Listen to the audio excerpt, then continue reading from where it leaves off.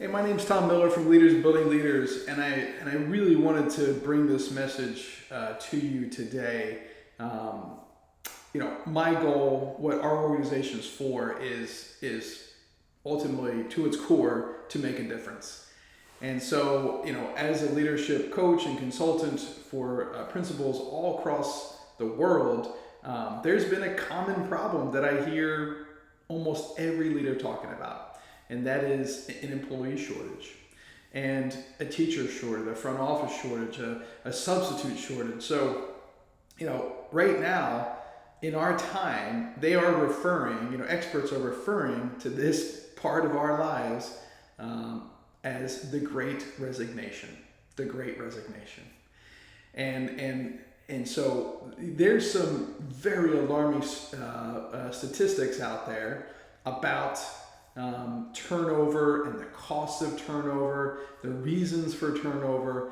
And listen, over the last 18 months, most people, almost every human being on the planet, their work life changed. Their work life and their home life completely changed, working remotely versus working in the building, and they experienced something different. And now maybe in your school over the last 45, 60 days is the first time in almost 2 years that they've had to have a different routine where they actually get up, shower, go to work, right, and be in a work environment.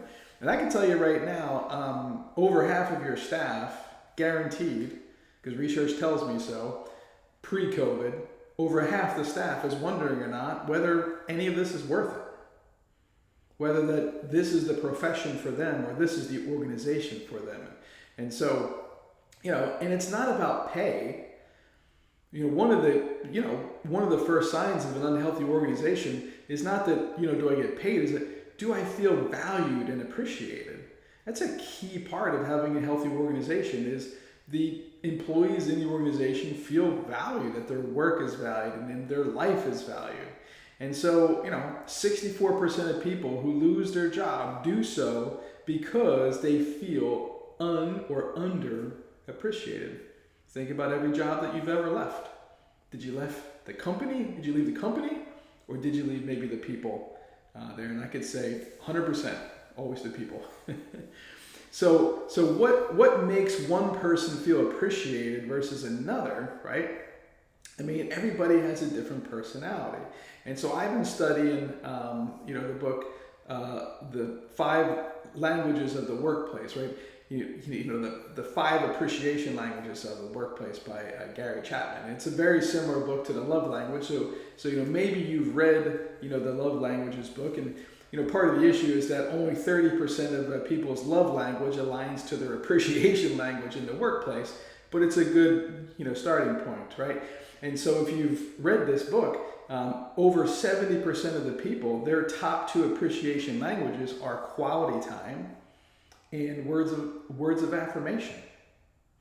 And so as a principal, right, your day is not what you want it to be. Your day right now is, filling employee gaps. It's, filling out COVID paperwork. It's calling parents. It's, calling the health department. It's, calling central office, whoever it may be. You're spending the supermajority of your time doing administrative work, when the most important part of your day is keeping the organization healthy through spending quality time with your staff, checking in on teachers and making sure that they're okay, and how you can help them, and mentoring and coaching and developing. And sometimes we think, because our people are exhausted, they're just exhausted, and we need to give them a break, right? So no staff meeting today. Right?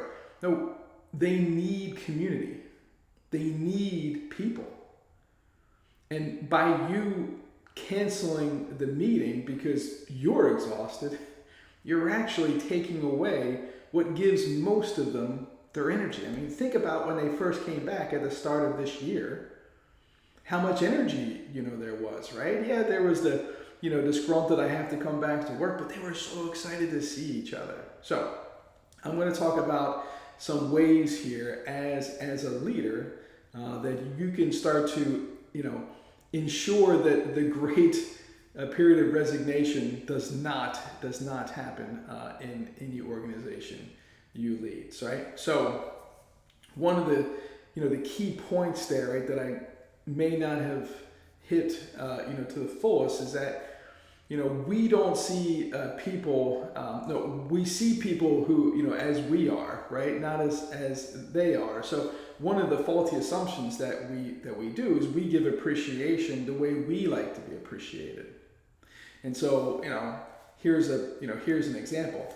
A lot of people, an easy, tangible way to give appreciation is luncheons and or T-shirts or cups with the school's name on them. Well, only 6% of people appreciate tangible gifts, but that's where we spend the most of our time on, right? So we need to be conscious that how we feel appreciated is not the same way that our organization, the people in our organization feel appreciated. So if I'm only appreciating people in one way, and there's 5 different ways, then I might be cutting out, between 60 and 80% of the people, because right, I'm not speaking in their language. So as I talk through some of these, steps here, and these, strategies, we need to be thinking about getting off our own agenda, right? And we need to get on the agenda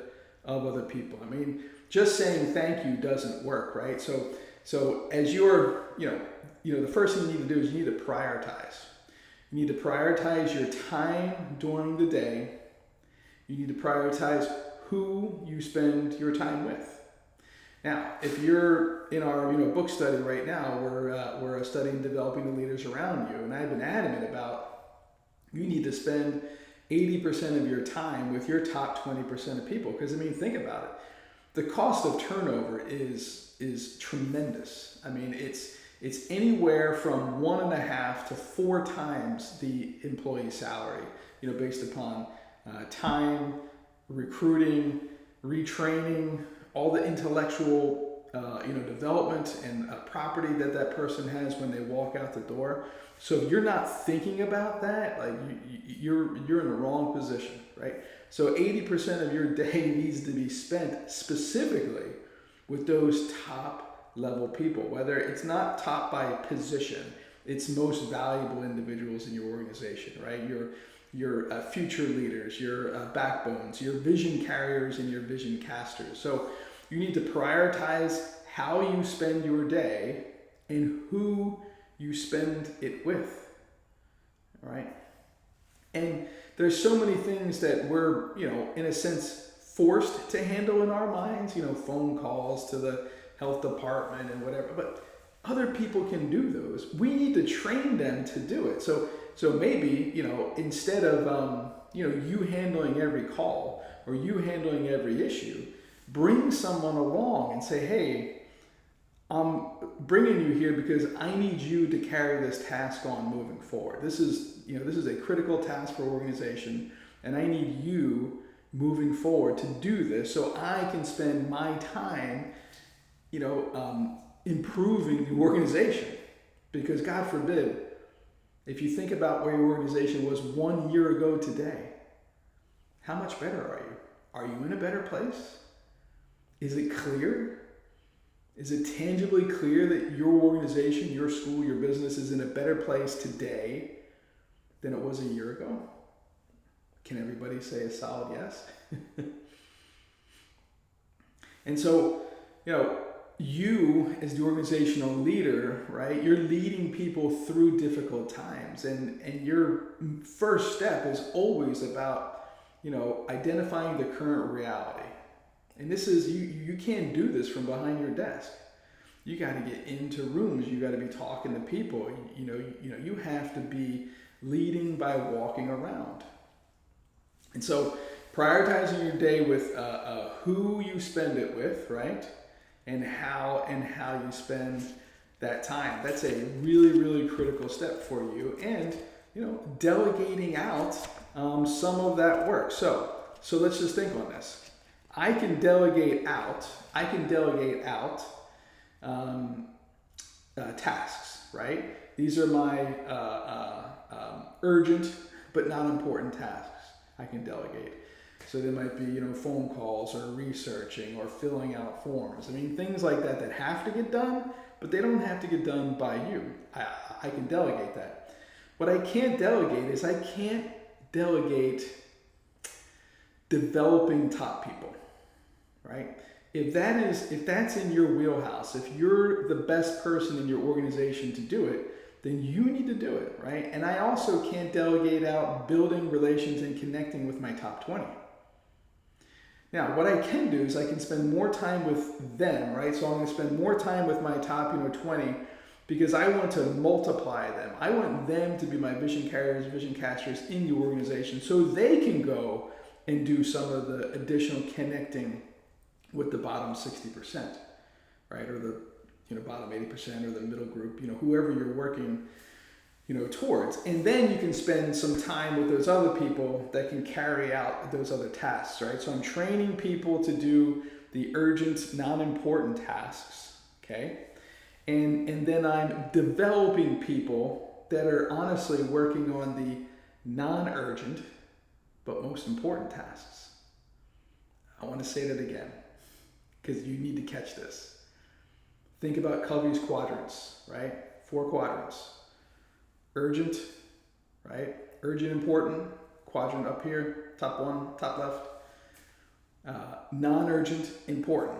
This is where the organizational leader needs to spend their time, in the important tasks, but mostly in quadrant 2, the non-urgent, important tasks. Because these are the tasks that are going to drive your organization for the long run. And so one of the reasons right now that we're all handling the urgent, important stuff is because there's a lack of urgency. But I'll tell you what, you know who doesn't feel a lack of urgency? Your top 20%. The people that are on the edge of, do I stay or shall I go, right? Should I stay or should I go now, right? I mean, that should be ringing through. You should be worried about that. That's what they're thinking. And so all of a sudden, because you're not prioritizing the important, not urgent stuff, developing people, strategies, cutting out the stuff that doesn't bring us the results that we need, evaluating your organization, all those really critical tasks that are in quadrant 2, you're not doing. Because quadrant 1 and quadrant 3, right, the urgent, important, and urgent, non-important stuff is taking up 98% of your day. Now, all of a sudden, what's going to happen is that your key people are going to leave. They're going to go somewhere else. Because they're thinking right now whether or not this is important enough, right? Is this really worth it?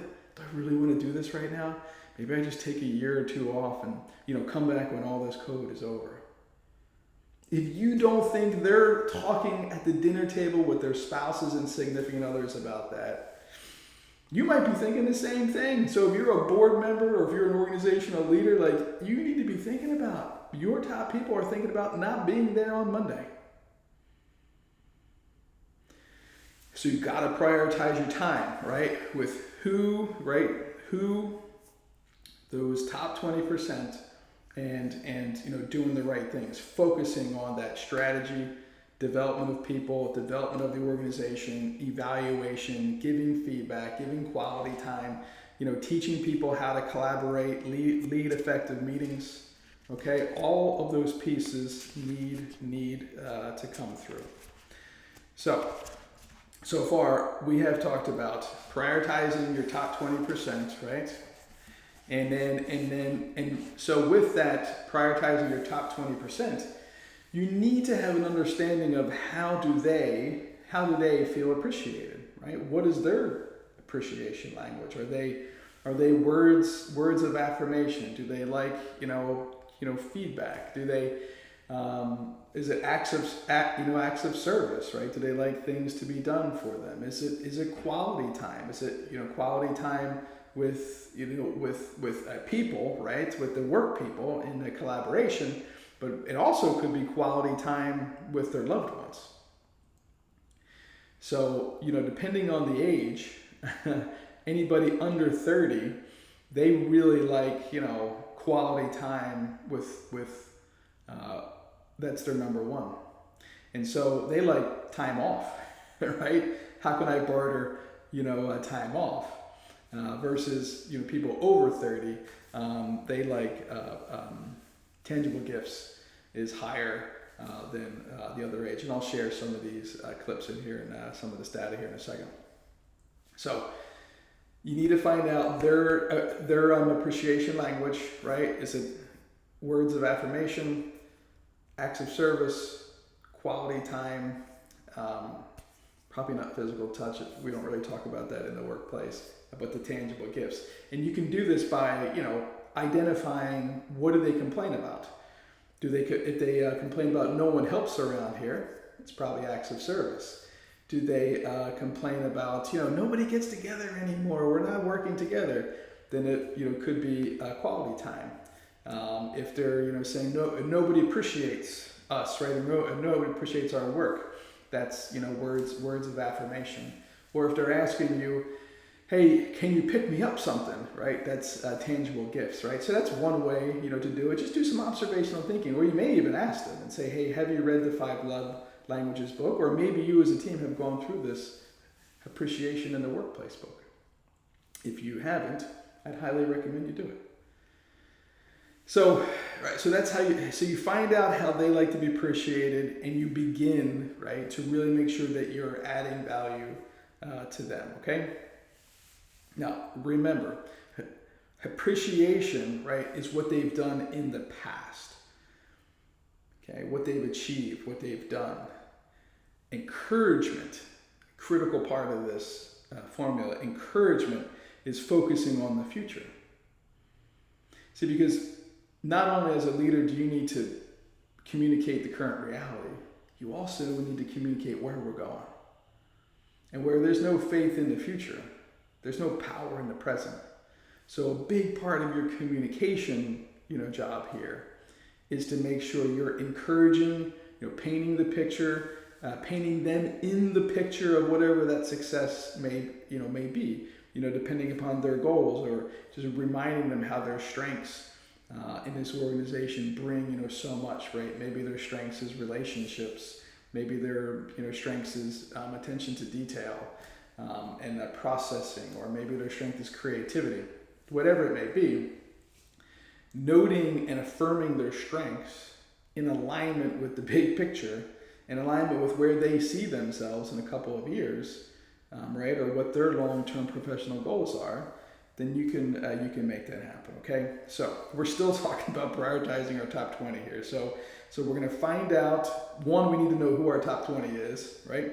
2, we need to find out how they like to be appreciated, and we can do that through some observations and observational thinking, or just ask them questions. And then we want to appreciate for the work that they've done. And when we're appreciating, we're giving specific feedback. Okay, don't just say good job. Don't just say thank you. Specifically tell them what they did, the behavior, the action, whatever it was, right, or what they're working towards. Affirm that, because that's what people want to know. They want to know, right? They want to feel valued. They want to know that someone's paying attention to the extra time and effort that they're putting in to not only improve themselves, but also improve their team. And the second piece that we talked a little bit about was delegating appreciation. So as you're developing your own top 20, now you're teaching them how to be effective coaches, leaders, influencers, how to affirm work, right? How to move away from the faulty assumptions. And the faulty assumptions of appreciation is everybody wants to be appreciated the same way I do. Everybody, wants to learn at the same level I do. Everybody wants to work the same amount of hours, right? And those are all faulty assumptions. I see that a lot of times in our Teacher Leadership Academy, which is going to be launching again here in October. It's going to be great. But in that, Teacher Leader Academy, like these are the top producers. But I have to remind them that top producers in in an organization and a team are not always the best leaders, because leaders need to reproduce themselves. They need to get things accomplished through people.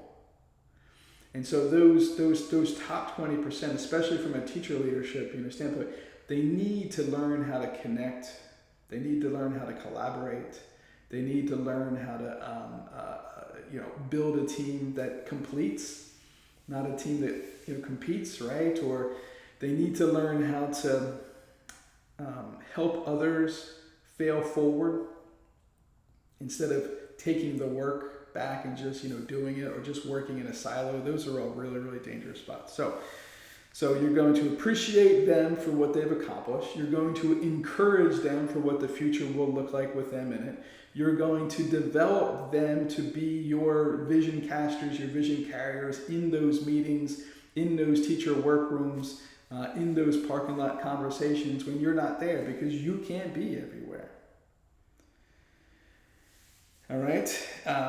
And so last but not least, take small actions towards this. There's a great book. It's called Who Are You For? Jeff Henderson wrote it. Jeff Henderson's going to be one of our keynote speakers at Live to Lead, which is October 8th. I hope you've got your ticket, because your leader pass, it's going to be a great virtual event. And we're going to do some work with Jeff's book after. But he asked two questions in his book. Who is your company for, right? Or who is your school for, right? And so this is getting the individuals in the organization to talk about your mission and your purpose, and to speak with clarity, with one voice, that everybody's working towards this particular task. Like our organization, Leaders Building Leaders, right? We are for principals and school leaders, at its core, to just make a difference, right?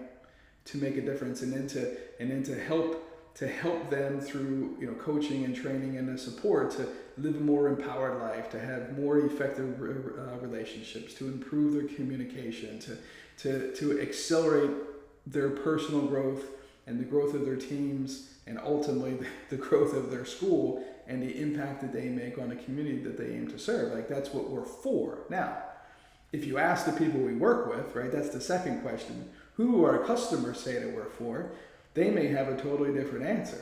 And so my job as the organizational leader is to close that gap, right? In every organization, there's a gap, between where you are, right, and where you want to be. If you probably ask your own members on your team that question, like, who are we for, right? Who are we best for, right? And you'll probably get a bunch of different answers, right? So is this, taking small actions? Part of that is identifying and getting clarity around that bigger picture. And, sometimes as leaders, we just go like 100 miles an hour, and we're going to affirm and do post-it notes, and we're going to get out of our class, our offices, and we're going to give 30 feedbacks this week. And I'm like, can you just maybe commit to one or two? Because when we set such a big goal in a short time, then we feel defeated because we didn't make that goal, right? We got a result, but not the result, which is the way we need to look at it. And so when I talk about prioritizing your time, I mean, the things that I'm talking about, spending time with your staff and your top 20%, and getting into those important meetings and really rooting out the problems, right? I mean, you gotta find those that discord, and you gotta root it out. You gotta get it out of your organization. That's going to take time, but that means that something on your current calendar has to go. It's the only way we're all equal, is time. So by prioritizing who you spend your time with and how you spend it, you're going to have to make some difficult decisions. You're going to have to take some sacred cows out in the back, and you're going to have to kill them, right? But I gotta have clarity in who we want to be for, right? What do we want this organization to be the best at for our customer, for our clients, for our students, for our parents, for our staff, for our team. Like, we got to paint this really crystal clear picture. And then we got to identify what our current reality is. Our goal is up here, but we might be right here, which is fine. You are where you are. But now it's about taking those steps forward. It's not about bringing this down. Don't do it. Hold your image right here. Identify current reality and take small steps over time. That's when a breakthrough occurs, right? A breakthrough happens when you take diligent, positive steps towards your goal over time, right? Over and over and over and over until it's so boring, over. And then you slowly start to build some momentum. You get that flywheel effect to start moving forward. But as I was saying, sometimes as a leader, we just want to go, whoa, 100 miles an hour. And after 2 or 3 days, we're like, nobody appreciates me. I'm exhausted. I can't do it. We can't do it. It's too much. Leaders model the way and show the way. Right? Model the way, show the way. You can have your pity party. Call me. You want to vent to somebody? I've got it. You can vent to me. Right? You shoot me a message, I'll hop right on a call with you. Go ahead. But I'm not going to lower my expectation of you. I'm going to keep it up here. Right? I'm going to help you get from here to there. I'm not going to let you down it down, right? Dumb it down for that. So, all right. So I think we're going to end there. I think that's good. So this is what I want you to work on this week. I want you to work on, one, prioritizing who's in your top 20%, right? Who are those key people in your organization that you need to spend more time with? And you're going to start really thinking through and watching them and think through what's their appreciation in the workplace. I'm going to make sure that I intentionally do that, which is going to be uncomfortable for you because you have a language and they may have an opposite language. It's going to take you getting off your own agenda and on their agenda, okay? And then with that, you're going to start to look at your tasks. And we have this really great prioritization lesson, and I'll link it here in the comments so you can get access to it. It's how to prioritize. It's working through your 3 R's. What am I required to do? What does the organization get the greatest return at it when I do it? And what rewards me? And it's going to help you get through and prioritize what you should be spending each and every day on. And it's also going to help you start to identify who are you going to spend that time with. Okay? And so you're going to start to work through this, and every single day, you're going to ask yourself, what did I do today that I'm not going to do tomorrow? And you're going to start to write someone's name next to that. I'm going to train Mike to do that. My teammate Lauren. Lauren's going to do that. And I'm going to teach Lauren how to teach Crystal how to do it, or Dustin, or someone else on our team, right? Because we've got to, as leaders, we have to work ourselves out of a position. The only thing we can't delegate is the vision moving forward, the strategies to get there, and the connection with the people. Right? Well, when you think about how should I be spending every day, it's number one, developing people. Teaching adults how to be better adult leaders. That's where you should spend your time. Not in a CCIP grant, not on working on some health plan. I know those things are important. I didn't say they weren't. And they're urgent because they're due soon here in North Carolina if you're listening to us. But it's not the best use of your time. You're going to get a greater return when you're developing people. If not, you've got to find someone on your team who can help develop other people. It's got to be done, right? Turnover is really, really bad for business, COVID or not. Okay, so your job, set your priorities this week. Identify your top 20% and start to look and pay attention to their language of appreciation. Okay, and then also start to peel away those tasks, right? To peel away those tasks that are important, but they're not important, right? But urgent. Just start to delegate those tasks to other people. Anything that anybody can do at 80% as well as you can, let them do it. I know they're going to screw it up. Don't worry about it. It's getting done, and it will get done. You'll be okay. More important things are keep your organization healthy and keep those top people. Because remember, the top two appreciation languages, quality time and words of affirmation. So get out of your office, spend time with the top people, start affirming the work they're doing, and teaching them how to be better leaders. I really hope that this added value to you. I'm going to continue on these types of sessions over the next 2 to 3 weeks to help add value to you, how to help lead through these difficult times. If it has added value to you, do me a favor and rate, give a rating wherever you're listening. Drop a comment in. What was something I liked that they like, hey, I'm really going to apply this. I really like this strategy. Or hey, Tom, I need more information. Give me feedback. I need feedback too. I crave feedback and I really love it. So rate us, right? If you're not a subscriber on our podcast, go ahead and hit the subscription button. Or if you're not a follower, do that. That way you'll be notified every time a new lesson is up. But maybe most importantly, share this out either with your team or a colleague and say, hey, let's mastermind around this thought or idea.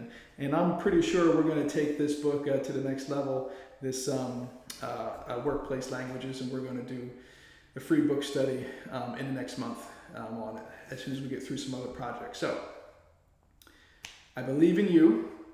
I believe in you, right? Keep making a difference because it's going to work, but only if you work it, right? So you've got your call to action. Thanks. Reach out if I can ever be of help of you. Tom@lbleaders.com. Thanks, everybody.